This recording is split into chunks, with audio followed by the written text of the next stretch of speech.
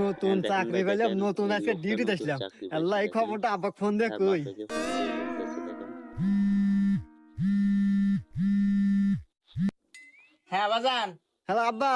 আব্বা, আমি নতুন চাকরি পাচ্ছি, পুলিশের চাকরি পাচ্ছি দেখেন কই। শেষ তুই পর্যন্ত কি করিস দেখেন বাজান? তুই পুলিশের চাকরি বাপের পাচ্ছু? সাথে কি হ্যাঁ, হইতেছে আমার দেখেন। শুনে আত্মাটা জুড়ে গেল বাজান। আমার কত স্বপ্ন ছিল তুই একটা চাকরি করবি, সরকারি চাকরি করবি। যাক বাজান, আমি খুব খুশি হয়েছি বাজান তুই চাকরি পাচ্ছু। আব্বা, ওই আমাদের বাড়ির পাশে যে টয়লেট মোড় আছে না, রাস্তা, এই রাস্তায় আজকে আমি ডিউটি করতেছি, তুমি আসো দেখা হয়ে যাও।